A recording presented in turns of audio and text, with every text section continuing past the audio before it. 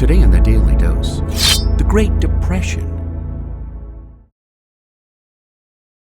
Throughout the Roaring Twenties, the U.S. economy nearly doubled its wealth, leading to reckless overspeculation on Wall Street, which reached its peak by August of 1929. Combined with declining industrial output, rising unemployment, a widespread drought in multiple farming regions, and a banking sector bloated with questionable loans, conditions morphed into a perfect storm that exploded on Wall Street on October 24, 1929.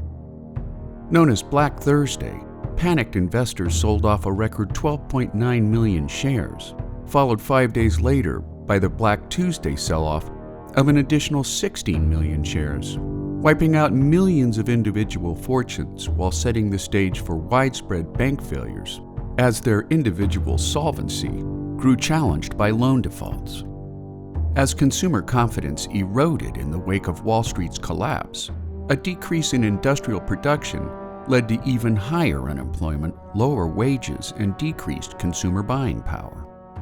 By 1931, the nation's industrial production had dropped by half, and as bread lines and soup kitchens formed in cities across the nation, so did the growing number of homeless people, as well as a dust bowl in the southern plains that prompted additional mass migrations of destitute farmers seeking employment in cities.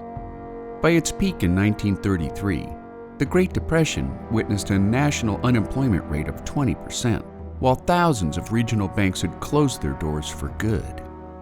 Known as a laissez-faire Republican, President Herbert Hoover's failure to intervene on an ailing economy led to the naming of homeless encampments as Hoovervilles, as well as a landslide victory for presidential candidate Franklin D. Roosevelt in the election of 1932, who famously encouraged downtrodden Americans that the only thing we have to fear is fear itself.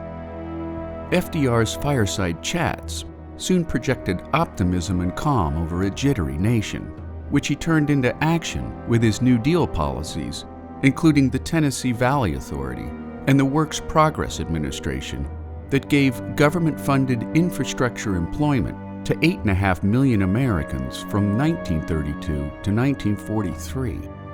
He also sought reforms in the financial sector, including the Federal Deposit Insurance Corporation, or FDIC, which protected individual bank accounts with government-backed assurances, and the Securities and Exchange Commission, or SEC, which applied regulation and oversight on all stock and commodity markets intended to prevent the kinds of abuses that led to the stock market crash of 1929. While early signs of recovery became measurable in the spring of 1933, a sharp downturn occurred 4 years later, largely inspired by the Federal Reserve's decision to increase its requirements for money held in federal coffers, in turn creating a contraction that zeroed out most of the gains witnessed since 1933.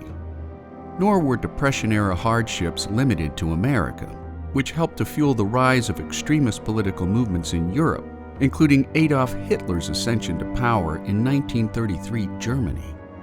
Following Hitler's invasion of Poland in 1939, the WPA switched its emphasis to strengthening American military infrastructure, followed by a massive increase in defense manufacturing after FDR's decision to support Britain and France in their struggle against Nazi aggression.